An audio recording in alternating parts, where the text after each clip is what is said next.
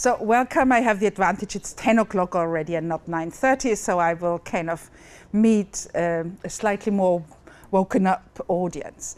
I've chosen as a title Responsible Practices or New Bureaucracies of Virtue, and I will explain you what I mean by that throughout my talk. And I would like to address some of the challenges of making ROI work in academic environments. And I do think this is an important question. Yesterday was a day, and in the evening when we ended with the discussion here, there was a call to be more positive and to kind of embrace the approach.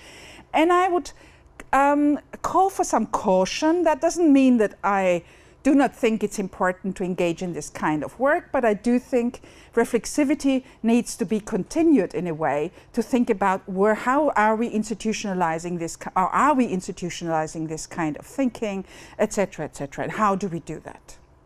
Now, responsible research and innovation has become one of the most recent policy buzzwords by having been introduced into the European Commission speak.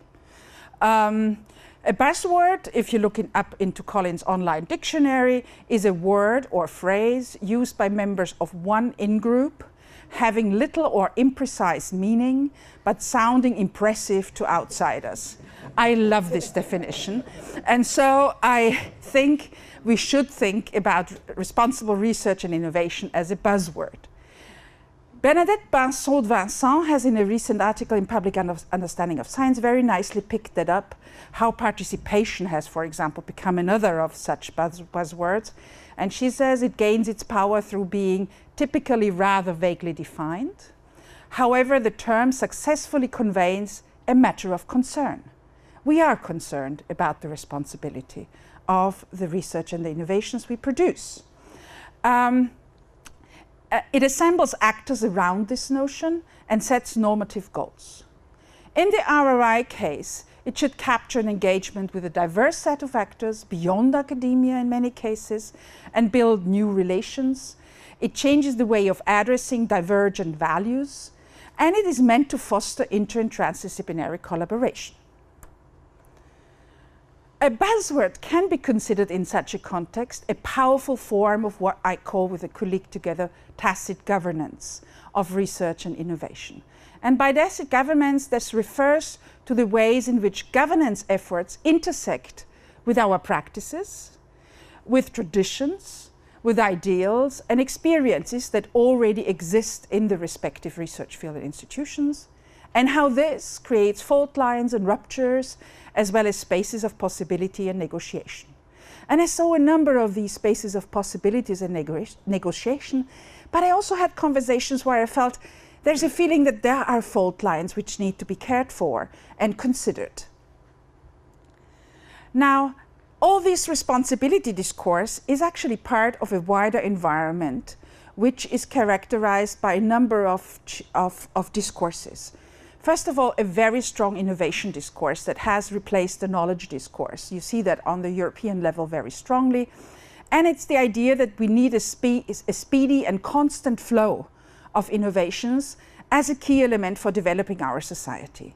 There is a great discourse on fear that we might be lagging or falling behind, and that there is a continuous race going on between the US, Europe, and other catching up countries like China or India. Anticipation has become another key word, and anticipation in an interesting way invites us to think much more than ever before in terms of trajectories. So what can we do now in order to bring about a near future? The cultural anthropologist Appadurai has very nicely called this trajectorism. Modernity manages not to really think beyond putting everything on a trajectory and thinking, if we are here, we can project from here into the future, and that's why we are so fond of time rows and other things in the way of thinking. We also know that this doesn't work that way, but we nevertheless kind of hang on to it because it gives us the feeling of control. And this is something which is very important culturally speaking. It also is tied to notions of efficiency, relevance, and excellence, and they play a very important role altogether, necessarily not very clear how they relate to each other. How relevance relates to excellence is one of the big debates.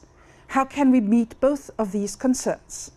And then we have simultaneous concerns about that certain innovations in science more generally are not sufficiently embraced by society.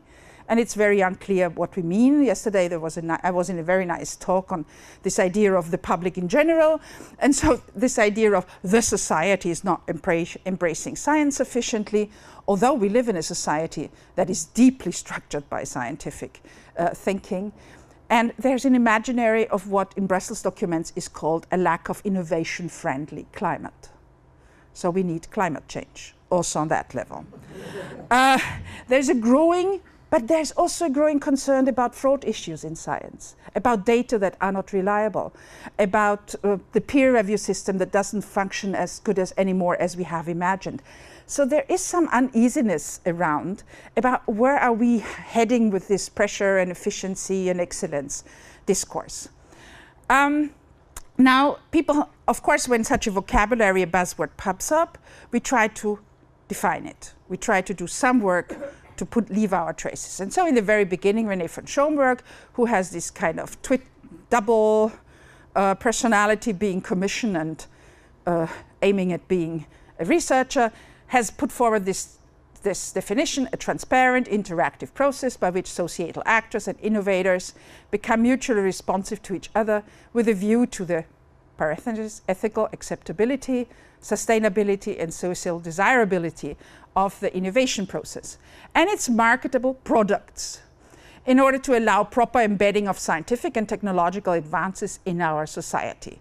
I find it interesting what gets put into parentheses and what is kind of the main text, but this is just, you know, once you start to look at these things, you get completely obsessed by them. Then Stilgo and co-authors have then tried in a more recent article to define it a bit further, and they say approaches to responsible innovation extend the governance discussion to encompass questions of uncertainty in its multiple forms, purposes, motivations, social and political constitutions, trajectories and directions of innovation. The 4 dimensions they propose are anticipation, reflexivity, inclusion, and responsiveness. They provide the framework for raising, discussing, and responding to such questions. Now, I'll try to work a bit on these things and ask. So my central tensions I try to identify in this talk is what are the conditions under which the ideal of responsible research and innovation, so addressing of articulations of research and innovation with societal developments and actors, can be practiced beyond a project base. And I think this is a real important question. So how do we go beyond finding one case, doing the case well, and then what? How many cases will we need in order to be a society that is responsible, or how do we go it beyond? So we have this tension of what I call, are we able to respond to complex situations, which I call responsibility. Donna Haraway has used that term also in a slightly different meaning, saying that we need to develop our capacity to respond to certain kinds of complexities. Or do we go, as we have done in much of the informed consent, go and implement a new bureaucracy of virtue? So that means if you've done your tick boxing, if you filled out your form, and if you have thought about carefully before you start doing it, then it's good. And then you can do whatever I want. And this reminds me of one of the Nature editorials where it said very clearly, we have discussed nanotechnology more than any other technology. Now let's do the science. And I thought like, now the problem starts and it's not ended. And so the question is like, how do these thinkings and workings relate to each other? But on the other hand, do we think, to use Sheila Jasanov's term, do we think RRI as a technology of humility, in the sense that she says a technology that makes us reflect on the limits of what science and technology can do? Or do we turn it into a technology of hubris, in the sense of saying, I've given you clearance, I've involved the people, and this is the solution, and now nobody can legitimately put it in question because we have involved the right people. So that's a really important question, I do think. That doesn't minor the work that is done. It just means how stable are these kind of agreements and how do they change over time. Just let me take the GM case. In the US, genetically modified organisms have been planted, eaten, and whatever for decades. Until somebody in Europe comes, some bigger constituency comes up with the idea, this is a problem for us here. We are different, we don't want this. And it starts here and there, and it's not at all in the beginning picked up by the European Union, that comes gradually.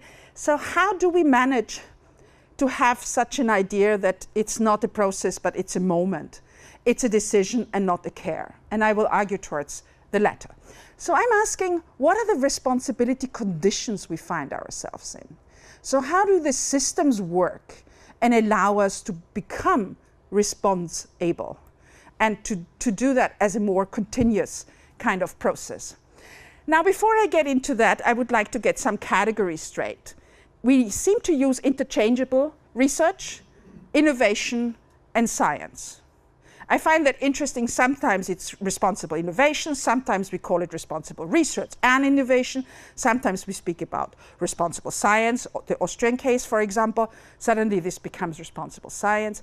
And I do think there are interesting differences. I just want to raise the awareness to that and really not spend more than half a minute on that. I think it's important to think about the relation of research and innovation. So is it more product-driven, or is it more in the development of knowledge? What are the institutional boundaries between these two things? Do they happen in the same spaces? Do we speak of the same kinds of things? And what idea of responsibility comes with this differentiation? I remind you the post-war period where basic and applied science was the big division which allowed basic science to clean itself towards applied science, who had this problem with building bombs and doing all this nasty stuff. So dividing basic and applied was one way to clarify the one and to kind of tell the other to do something about how they are and what they do. What is the difference between innovation and research? And I think this is just the beginning of a thinking I think we should engage with. The other part is the difference between research and science, and I've put you here a short quote from Bruno Latour's piece where he says, science is supposed to be cold, straight, and detached. Research is warm, involving, and risky. Science puts an end to the vagaries of human disputes. Research creates controversies. Science produces objectivity by escaping as much as possible from the shackles of ideology, passion, and emotion. Research feeds on all of those to render objects of inquiry familiar. So it's really important to think about the categories in which we think and speak when we say and attach to it the notion of responsibility. So is it research? Is it science? Is it innovation? What is it actually we are talking about? Lucy Satchman, in a book that came out in 2013, has shared her experiences as an anthropologist in the field of developing ICT devices. And I find this article extremely revealing, and I just picked out 3 quotes, and I will come back to her work a bit later. She says in the beginning of her article, the incorporation of academic disciplines into economic activity, and innovation is part of a larger economic activity, is assumed to require their appropriate transformation. So we have to become useful, she puts that. Anthropology, and she speaks about anthropology in particular, anthropology itself as an object of consumption within worlds of commercial research and development, that's an important point for her. Incorporated into this matrix over the past several decades, anthropological methods and imaginaries have been reconfigured at the same time that they have informed the discourses and material practices of their users. So science doesn't remain and research doesn't remain untouched by that. It's just not walking into the field and thinking we can go out at any moment in time. It is about the imaginaries we develop and how we change. And finally, she says there is a difference that matters between normative research enlisted in the service of agendas, public or private, in which the frame is not itself open to question. So the frame is not open to question. You can contribute within a given frame that is already there. So we have to do that, and now let's think how we do it. And research that affiliates with efforts to question the frame within which politics, markets, or any other entities are disciplined. So the point is, what are we debating?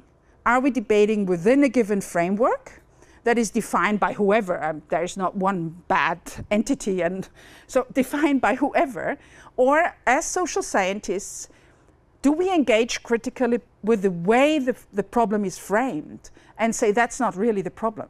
The problem lies somewhere else, and maybe more in a different area, maybe at a different point in time. Now, if you still go on to complexify the picture, you can say that STS researchers like Sheila Jasanoff, but also others like Bruno Latour, etc., have put forward this idea of co-production. And I like this quote because it brings it very nicely to the point. She says, the way in which we know and represent the world, and she speaks of both nature and society, are inseparable from the ways we choose to live in it. So she speaks of choosing to live in it. So the way how we inhabit the world that surrounds us. So we need to consider the place where we speak and think from, and that matters a lot. And it matters kind of deeply. It's situated in that sense. In my own work on the changes in academia and the way how that can be kind of thought about, I have used the notion of epistemic living spaces in the sense of that as researchers, we are bound to kind of multidimensional structures, be they symbolic, social, intellectual, temporal in the sense of our contract length or our project money length or whatever the length is, and material, and they mold, guide, and delimit in more or less subtle ways researchers' actions, what they aim to know, the degrees of agency they have, and how they can produce knowledge. And whether or not we want, and different people in different situations have different kind of, it's not a uniform thing, but people in different parts of their lives in academia have different ways, spaces in which they can live and think and develop new ideas. In a ESF policy briefing, which is called Science in Society, Caring for Our Futures in Turbulent Times, which has been published in 2013, we have pointed exactly to that point, saying it's not a question of crisis. It's actually that we live in turbulent times, and turbulence is normality. Turbulence means that we have fast changes of several conditions at the same time, and that creates frictions. So what? We live and we have to learn to answer to them in different ways. We don't need to hope that we get out of crisis or whatever. It is not a crisis, it's a turbulence. And from there we have developed the idea that what we need is caring, a much more caring-oriented process. And caring here means precisely a stronger process orientation when engaging with techno-scientific and social change, a stretch of our attention to the whole knowledge generation process, from the education over the lives in research to more concrete innovation processes. So it's not done by focusing merely on the innovation processes. We need to focus on the whole stretch, how we learn to be respond able. So learn this ability. It's a question of how we consider the diversity of values. That's not an evident thing. Do we go for the majority or do we go for niches and excluded? This is a question of how we model the way we want the world to be. And finally, it's so important to think about the direction of innovations and not necessarily about the speed, which I do think is in policy circles much more the concern than really thinking about the direction in which we go. So the big question that comes up, can we make RRI sustainable? So we are so much concerned about our environment outside, about its sustainability, but can we make RRI in a sense of producing knowledge in a particular and thinking knowledge in a particular way, can we make it sustainable? Does the projectification of responsibility work? How do the geographies of responsibility, to use Madeleine Agridge's term, work? So how is it distributed among people, among regions and other things? And what becomes a doable problem? Doable in the sense of interesting for the different actors and being acknowledged as a problem, because if parts of the actors don't acknowledge the problem, it becomes a bit difficult terrain to work on.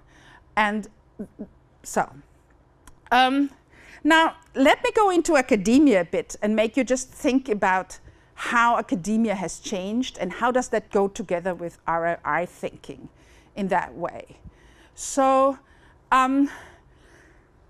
if we think in terms of epistemic living spaces of academic researchers, one of the biggest changes over the last, let's say, 20, 25 years, according where to go, and in very different forms, that's really important to realize, we have lived a kind of new public management regime that has been put in place. And this had put a lot of tensions on the evaluation practices. And it's important I put the E into parentheses because it's exactly this tension between valuations, or what is a value in research, and evaluation, so what goes into the formal assessment of the work of an academic. So, and this has meant in general that we turn more than ever before to what is called in the literature auditable work. So work that can be counted in categories that are defined and are differently defined in different countries. That's the interesting thing.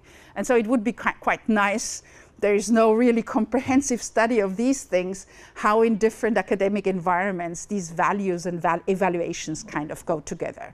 So what we ask people is to develop some academic entrepreneurship and some academic idea of capitalism. So to know what is good capital and against what can I trade it in any given system.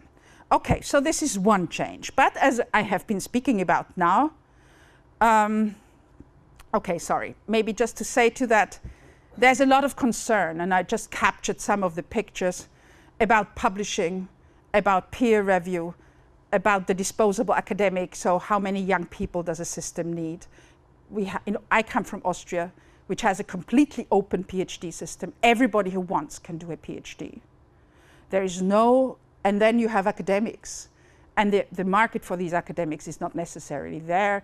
And so this whole question of investment into a PhD and what that means becomes a really important question. And then there's a lot of debate in the US about the biomedical area, but it's not only the biomedical. The biomedical is just the tip because it's such a focused market that is behind. But there are many other areas which you could put up.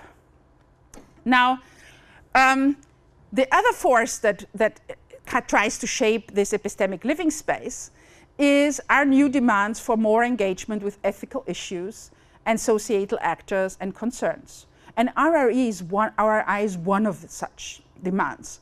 So do more communication, speak to the public, be in the media, do all this kind of additional work. So we demand people to do not only auditable work, but to do reflexive work of some kind. And we ask them to become academic citizens. And I think this is a very nice way of putting it, in the sense of it's a moral duty in a society that is driven by science and technology to engage with society in some way or another. Okay. Now, that is not without concern in a world, and I think the Times Higher Education has very nicely put it. They say, a wide range of essential under-the-radar tasks sustain academic culture, but who will perform them in an increasing careerist academia? So you tighten on the one hand, through this auditable work, what is a good academic and how can you make a career? On the other hand, you say, open up, be more generous, think with others, spend time, engage, etc. So there's something in between happening, and I think that's important to consider. In particular for young researchers, this is an important question. Maybe I'm sufficiently outdated to not necessarily need to consider that anymore, but I think for young researchers this is a really important question. Okay, now this all happens at a backdrop. At the backdrop that before these changes occurred, we had an existing academic ideal. We had academic rituals, we had valuation practices, we had myths about what research is and about what being a good researcher and a good academic means and all that. So this is a huge deficit narrative on two sides. The one side says you haven't been productive enough. come on, we have to change that. We have to turn you into a much more productive subject. And the other side says, but that's not enough. I also want to turn you in a more reflexive subject. So become productive, reflexive, and if possible, in a shorter amount of time. That's roughly the message. It's a huge deficit narrative. Ulrike, a Finnish researcher, has explained why there's so much nostalgia talk, because this is precisely the feeling that we are now reconstructing as not as deficient in some way or another. And all that needs to be seen as embedded into broader narratives of a knowledge economy, the need for speed and fear for lagging behind, as I said, the public as a potential problem, but also as a potential provider of solutions. So it's not very clear what it is actually. In the same policy document on page 1, it's a problem, on page 2, it's a resource. So it's a multiplicity of different things at the same time. Maybe it's exactly not the right public on page 1 and the wrong public on page 1 and the right public on page 2. But it's very difficult to handle that, and we need more ethics and more responsibility. This is a claim that comes from the fact that we would like to have a world where innovations are embraced. And so let's check the ethics and the responsibility beforehand, so that once the innovation is on the market, people just would love it. That's the kind of thing to do. Now, researchers, as I said, and these three forces, plus the kind of wider environment, they try to form this epistemic living space these researchers have, and how they feel they can act, and what they have to do. And this is not straightforward at all, because it's contradictory. It's full of tensions. Now, let me just pick out three forces and how they articulate very shortly. In our report, we have called it retiming research. So moving away from this idea that time is a physical resource and you can squeeze, like Castells has very nicely argued, that once you believe that time is physics, a physical entity, you can squeeze ever more things into it. And this is efficiency, and that's what we love today. We want people to be efficient, to do more in the same amounts of physical time. And we discussed last week the interesting question, like if we could enhance ourselves, what would happen? Would we do less work and have more free time, or would it be a good occasion to do even more work in the given amount of time? And a lot of people tended to say the second. We will do more work in any given amount of time, because that's the logic, that you need to be efficient. It's also efficiency in the use of time, in the sense of the right timing, the right tempo, the right temporalities, more generally speaking. They become important moral categories.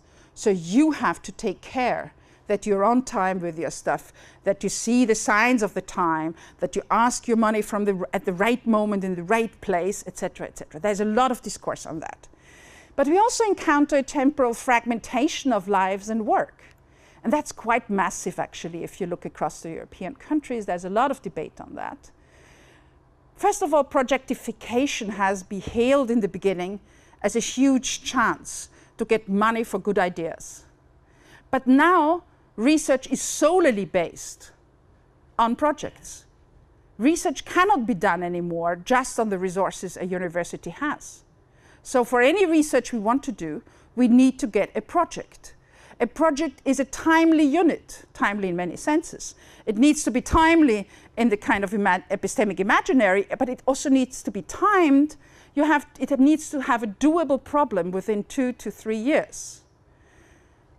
The fascinating observation is that only few projects have 5-year stretches, and generally they are on the high end, what is called excellence. So there is a kind of two-class time division. The excellent ones get 5 years, the less excellent ones, but nevertheless, no, the outstanding one gets 5 years, and the excellent ones, to use the European language, the excellent ones get 3 years.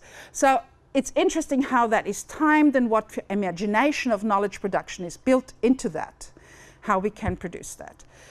And we have this idea of flexibility of work and workforce. We have huge amounts of temporal contracts, we ask people mobility, loss of attachments to place, and to specific value context. I once did an interview with a life scientist. He was a postdoc at one of the kind of well-known research institutions in Vienna. I won't mention that here. And we asked him about how his career is running.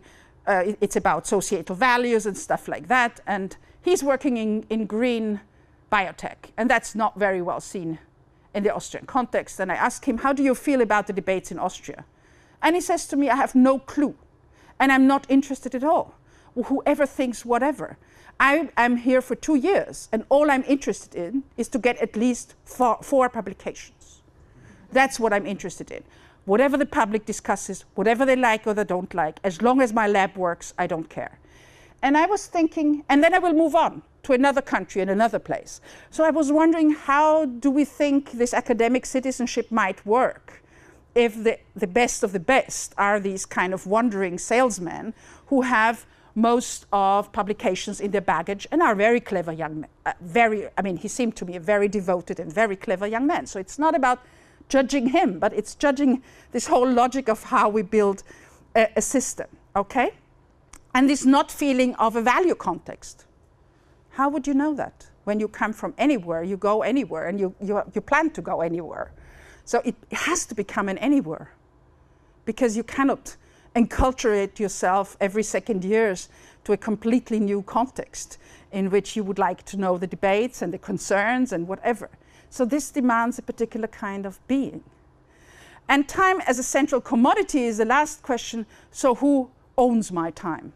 And this is a fascinating question about project research and how the social sciences will manage to kind of get into this arena and what is about the ownership of knowledge, etc., etc. Now, my second point is valuation and evaluation. The evaluations run in most countries, I won't say anything specific, around rather narrow and often rather rigid imaginations. At least it has to be okay from the high-end publications. Many countries have more factors in it, but this has to be okay. There's no way to get around these formal. We have a lot of qualitative assessments too, but if that goes wrong, it needs really a lot of explanation. So while the other way around, it's not so difficult. And what is interesting for me to see that in much of the interviews I did with researchers is that researchers start to self-audit themselves and to say, probably I'm not good enough to make a career because I'm in my third PhD year and I just have 1 or 2 publications. My peers next office have already X publications. So this becomes a kind of self-assessing mechanism. And this is quite funny. That's from a responsible research and innovation conference. So scientists, how many citations do we have? The journalist says, how many page views did we get? And the politician says, what is the public mood? So in a way, we have started to run on the same kind of premises. We need something that is countable in order to know where we are and how we are. Valuation, on the other hand, and here I use Boltanski and Thévenot's work, valuation is a sorting process. Sorting in the sense that I have to figure out what I think is important at what moment in time. I have to kind of make things more important or less important.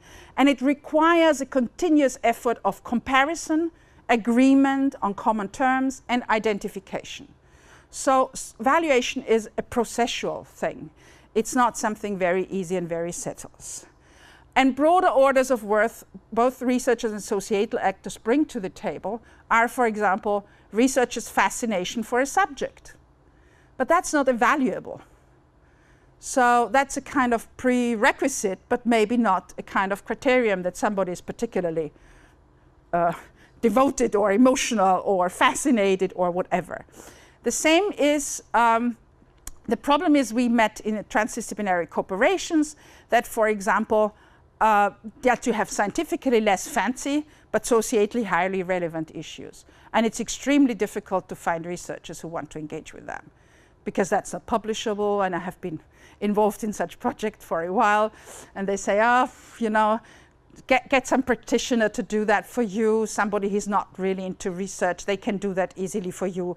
But you know, that's not new enough. So this whole idea of who defines what is a socially relevant issue and what is a scientific issue that is, and it is at the same time. So the very definition of worth is a locus where tensions, risks, and uncertainty become visible, And it's a continual reenactment of certain orders of worth. So what is worth in science, in research, and innovation? And there might be different orders of worth. Versus what is regarded by whom as a public good to aim for. So how do these things relate to each other? And how do broader socio-technical imaginaries matter in such a valuation process? And by socio-technical imaginary, I mean shared beliefs that science and technology should bring about or should perform a particular kind of social life and social order. So a good life, a good order. And how can, under neoliberal conditions, nevertheless, hierarchies and non-hierarchical ordered coexistence of different modes of valuing just be kept alive if streamlining is the success? So that's a really important issue. And the third point is making the reflexive auditor. And cultural scientist Peter Becker has worked in 18th and 19th century on the introduction of forms. And he very nicely has this phrasing where he says there is a discrete charm of the form because the form creates tangible evidence. It's a tool of standardization and control. And that's why in the informed consent, this has become such a powerful tool. For RRI, we might fall into something that is not necessarily a form in the classical sense, but there is some danger that we fall into a ritualization trap, how we call that in a report. So that you now add on to everything, you attach something that is called ethics or reflection or whatever, but you don't really let it get into the process. So in that sense, I call that, will we be developing new bureaucracies of virtue? In the sense of that we fragment and redistribute moral work. So we have people who do moral work and other people who do innovations. Do we make a toolkit approach, like we had the forms, and we have a toolkit for everything? So once we have gone through the toolkit, we are fine. Is it about selling and seducing?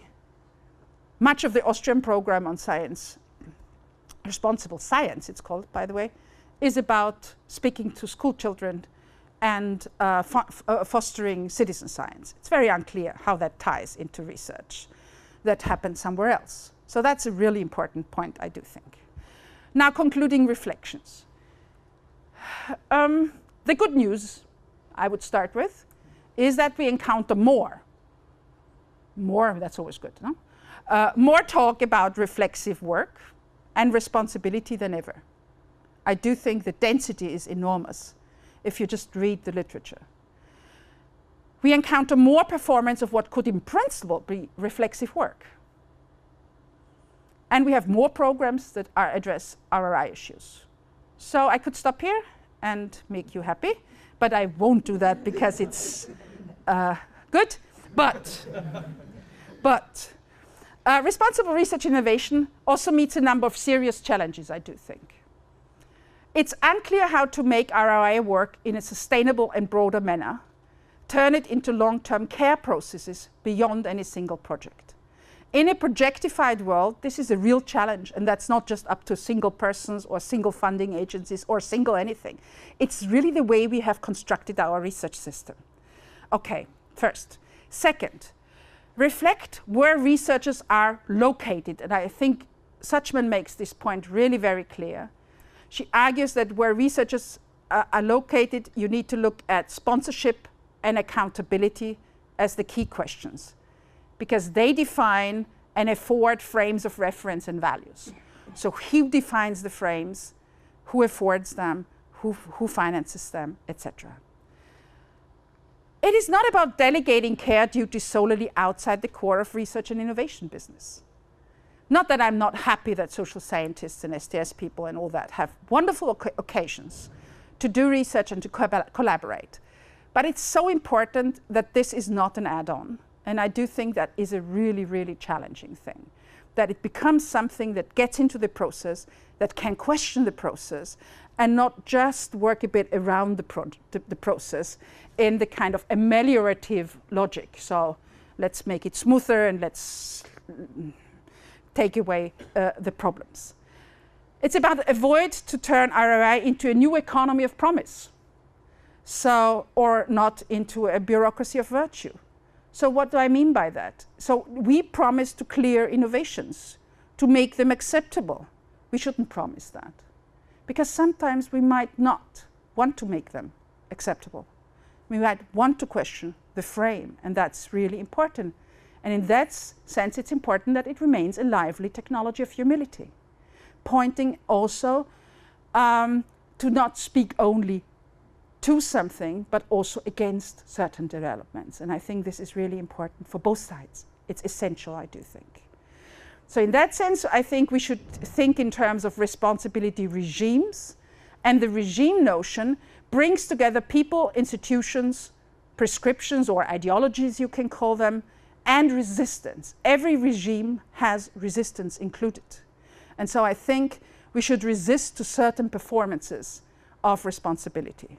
And finally, I do think, personally, coming out of academia, I think we have to move RRI into academic practice, more upstream, and not just deal it at the moment when we speak about concrete innovation projects.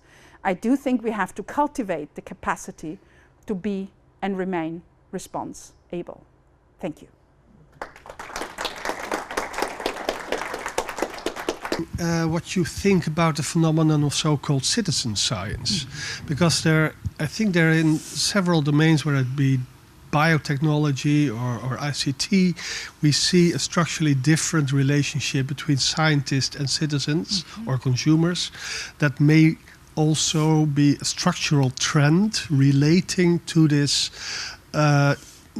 RRI trend, in the sense that it necessitates some form of fair collaboration between different stakeholders in knowledge production. Could you comment?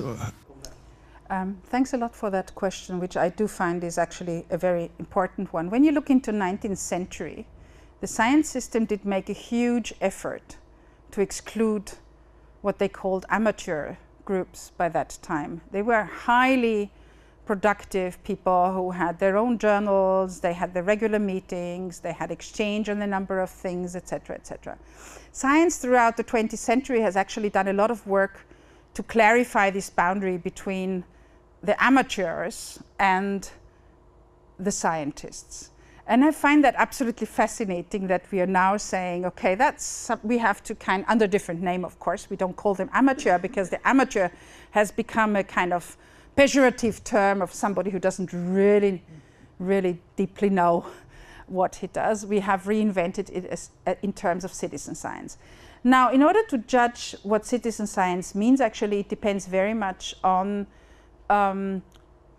the kind of knowledge context to which they want to contribute. I do think, actually, there are fields and areas where citizen science might make essential and a very interesting contribution, and in particular in the area of ICT that has proven quite interesting. In other areas, I'm also concerned because the do-it-yourself biology movement and other things, I'm not necessarily thinking that tinkering with risky issues in a way that the kind of controlled conditions of the laboratory are not given is something that kind of makes me feel at ease. So I don't think that you can generalize the movement. I think there are many hackerspaces and that have developed very practical and very interesting solutions to problems.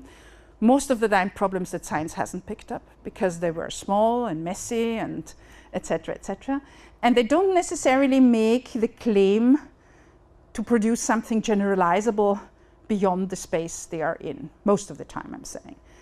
So I think that needs it needs really a follow-up in the sense of seeing how where citizen science contributes and where it sometimes develops into areas where it doesn't contribute at all, where it's just a kind of window dressing of the new kind, and where it's also risky to a certain degree. But at least developments where it seems legitimate, they can be breeding grounds or training grounds for practices that seem relevant to RRI. Ulrike Felt. Thank you, Ulrike, for your thought-provoking lecture. I was just wondering, you mentioned these things that we should do. But you also described how the agency of the researcher is structured by the current system. So is there any room for researchers to do this, do you think? And if not, then who can act on these invitations or challenges? I do think that this is not a short-term thing you can easily turn into reality, but I do think the way we fund and the way we structure universities, for example, is in the recent time has been questioned.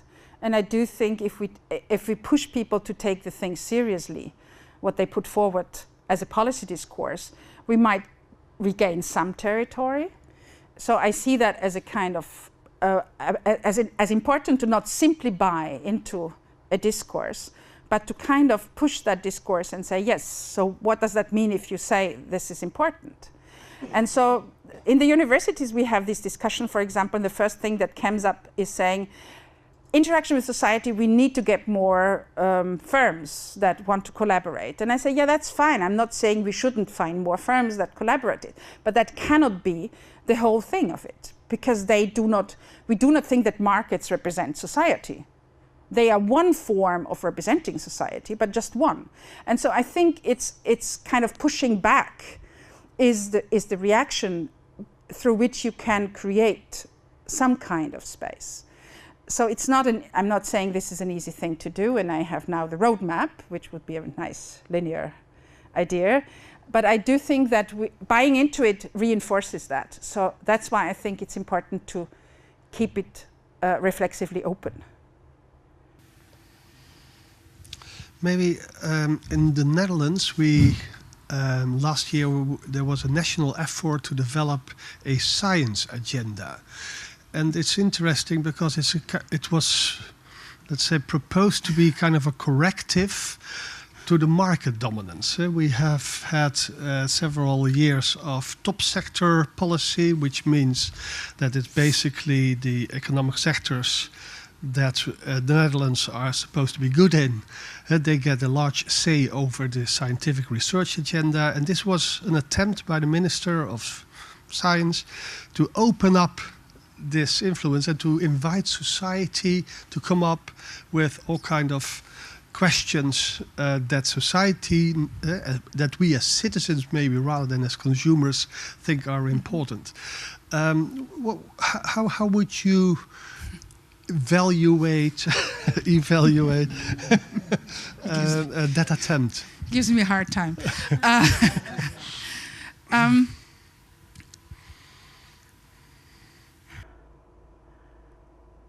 I have been working for quite a while on participation.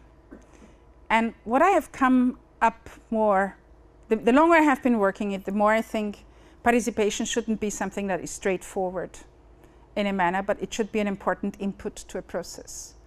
So I do think that it would be important to consider who speaks actually. So who are these people that feed it in? Where do their concerns come from? Etc. And out of that, try to configure and think about how that could best feed into a process of making such a program. I do think it's extremely difficult. We also have had these efforts to bring in more open consultation, etc. The question is that you have to consider kind of who takes voice in a society and who does not necessarily speak, but nevertheless would like to be heard. And so we have different capacities to speak and to express ourselves. So I think it is to make good policy means also to reflexively consider who is being silenced and to more look at the processes how this has been brought about. And for example, I've been often asked by scientists I've been collaborating with when we do focus group work or so, how do we know that these people really represent whatever? And I said, that's not the point. I'm not claiming that this group represents society, but I'm learning from them how different people with different backgrounds articulate something that is seemingly the same problem. And through that, I can maybe open up certain venues of thinking and acting. And I think there is an important duty also to more the reflexive part of the sciences to kind of take these things and kind of unpack them and turn them into something that can be fed into a policy process. And I do think that would be one way how I think how such a process might make extremely sense. But it doesn't make necessarily sense to just take the vote and say, okay, 25 said we want this and 33 said we want that. I don't think that this is, because it's not a representative expression of voice, but I do think it expresses something. And you have a multiplicity of devices that, these writings are devices that make you feel how a society thinks and ticks, or where the problems are. Wiebe Berke, yes. Thank you. I think this was an excellent keynote, and it took me a long time to think of a question, and I realized you actually have answered it, but I'll give you a chance to to sort of reflect a little bit more on it. Last night we wondered, and we actually asked Jasper, whether there were any other national research councils having a responsible research and innovation program like the Dutch NWO, and we collectively, tentatively thought that the answer was no. But that's not my question. My question is, I suppose none of us, also outside this room, thinks that there should be space for irresponsible research and innovation. No. So, what are we doing when we separate out a program for maatschappelijk verantwoord innoveren? Yeah. Or to phrase it differently, if this is an emancipation process, at what stage should we switch from singling out the women, the black, the responsible researchers, and start mainstreaming it? When has MVI, RRI grown strong enough, or what kind of instruments, thought experiments can we think of to start thinking about mainstreaming and stopping separate programs within NVO, and have the confidence that all the other NVO programs will do similarly? Mm-hmm. That's a really important and highly relevant question. I mean, I think when you look at the gender, because you mentioned gender as one category, if you think about how long the period was that inscribed gender inequalities into a system and it made it invisible. Nobody thought that women were missing. That was not the point. The mainstream scientists thought that everything was fine. And they didn't need, I mean, Schiebing has a wonderful example when she says the first female skeleton was put in the annex because it disturbed the order of the atlas. How interesting. It disturbed the order. So order is something that is socialized into people and that is stratified over generations. So I do not think that by declaring participation or by declaring a responsibility innovation, we will kind of easily get it into the system. I remember that the first the legal prescriptions to attend to that came up a quarter of a century ago. Gradually we creep towards numbers, and I mean really creep towards numbers that are acceptable in certain fields. So it's a whole change of what we think is the normal order. So it's not that people are irresponsible because they don't act as such, but they do not necessarily attend to certain values outside the logic they have been trained to follow. So the question is like, that's why I said I think we need to stretch the process from educating over career aspects to special kind of measures, because this will take quite a while to think differently than we have thought before. Getting out the amateurs took decades, really. Took really a while until they lost their presence into the fields. And it will not just come because we have one program. It is an important step because it's a kind of laboratory where you can try out certain things and where you can see, oh, okay, it works like that. Maybe we could think it differently. It encourages it, etc., etc. So it has effects. It's not that it has no effects, but it has not long-term tangible effects necessarily. José van Eindhoven. Yes, I would like to react to this debate, because if you look at yesterday, the Stephen Rayner, he started with a history, and in this history you saw come along science, technology, and society. You saw come along technology assessment, and well, I have experience in all of these, and also in the startup of MVI in the Netherlands, and I think it's well, continuing trials to get some more reflexive and interactive and transdisciplinary issues in a general research agenda. And does it work? Partly it does, but on the other hand, your reflection on the 20 years and how things have changed and how researchers have become embedded in whatever they should do. So there are good initiatives on the one hand, but on the other hand, the mainstream is also being brought into, well, something where you have to jump out. That's my feeling. And talking about jumping out, that was something I was hesitating to say something, because reflect where these researchers are located, etc. I'm involved in different situations.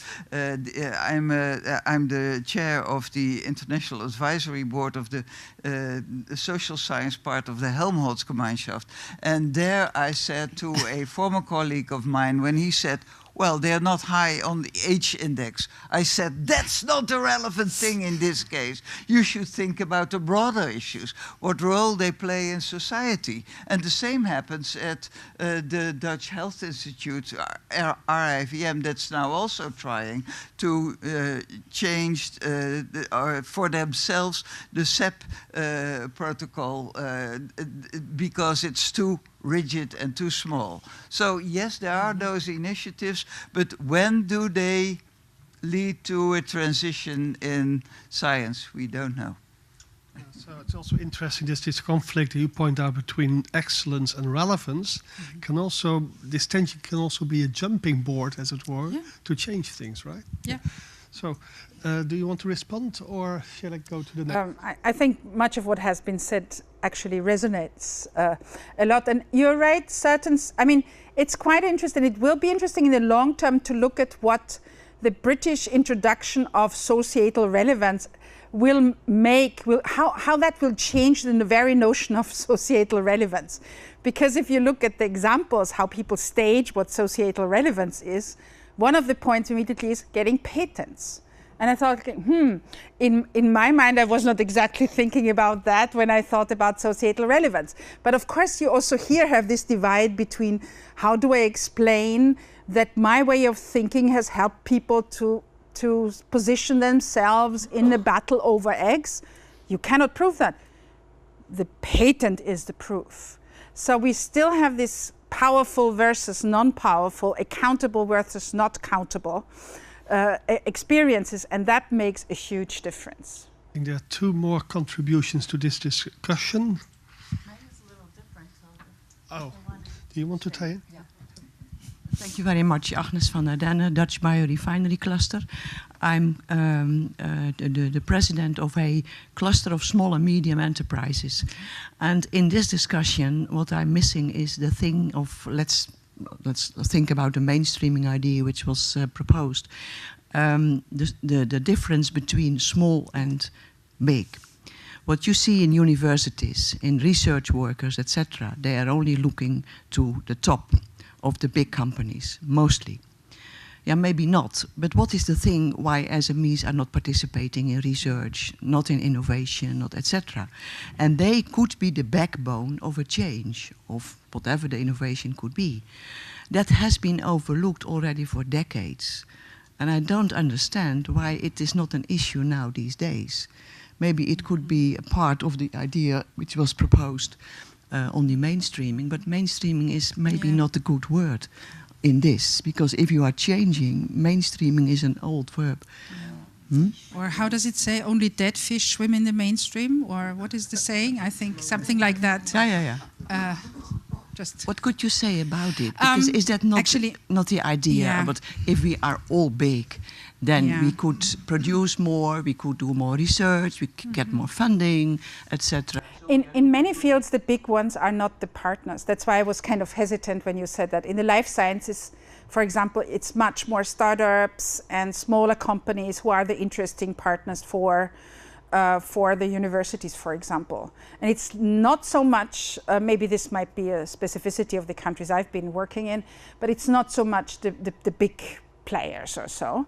That was yesterday said by somebody who worked on the biomedical end, who said also that it's actually much on the smaller ones. So it's sector specific. And actually, I find it interesting because Brussels has put so much effort on the small and medium-sized enterprises. And I'm wondering how that gets reflected now in the agendas of responsible research and innovation. I haven't had a look at that, to be frank. Okay. Okay, I think there's room for one more question. Another topic, thank you. Thank you very much for your presentation. It was packed full of a lot of information and a nice update on how people are thinking about this. And what I'd like to ask you to do is to reflect on something that I've been grappling with this RRI business. I mean, as you know, I'm trained in the history of science. I have a strong STS background.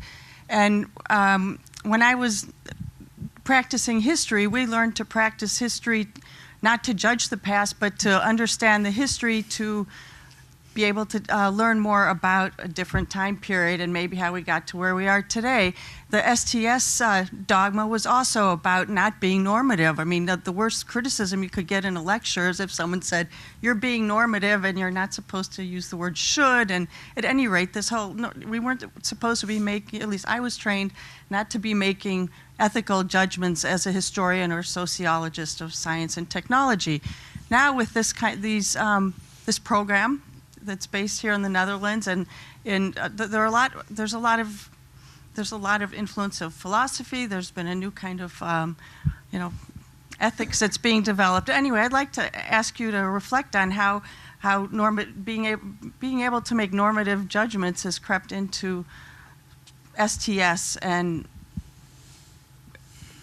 what, No, I mean, it's absolutely, no, it's an interesting and totally legitimate question, which is always at the heart when you think, how do we want to make things matter? It's, the question is like, make things not normative. What does that mean? I mean, you make it normative in any way, even if you pretend to not make it normative, because you pick certain ways of telling the stories, you leave out certain other things, your language tells me a lot of stories. That's why I was saying, look at where the parentheses are in this definition. You know, of course, it's not, there are many ways of making judgments, and I am actually in favor of situating myself. And thinking like, where do I stand from and why do I make my conclusions from there? Because that allows somebody else to say, okay, but I don't share your starting point. So and then we can get into a debate. If I do not disclose my starting point, I do not allow you to question my assumptions. I think that's I find so interesting in some of this kind of objective narrative thing versus situated. The whole kind of stressing where we speak from, it's a difference. And somebody said, look where these people are from. Yeah, you just speak differently when you speak from a Harvard chair than when you speak from, I don't know where from. This is all the time, so make things visible. Just pull them out and don't think that you have the only explanation of things. I don't think that I have the only explanation of things.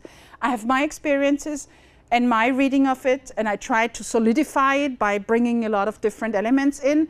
But then, of course, we can always discuss about reading it differently. And this is part of the engagement process, I think, that both sides need to decide what our common frame is. And I think maybe you look at me to end. I think Roland Barthes has this very nice saying on interdisciplinarity, where he says that interdisciplinarity consists in making an object that does not belong to anybody. And I do think that's an interesting way that you have to negotiate about a shared framing, which is not necessarily, will not make both sides totally happy, but which is maybe a way to leave certain things and to be sure what you want to really fight for and what you think would be a good add-on.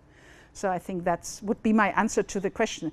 I do think we should express the points we stand for both natural sciences and social sciences. There's nothing like an innocent question. I don't believe that. I think a good final sentence, there's no innocence. That's great. I also suppose that we make a picture of this one, and in the coming years we can each conference we should return to these challenges and see whether we made any collective progress. Yes. Okay, thank you very much, Ulrike Felt.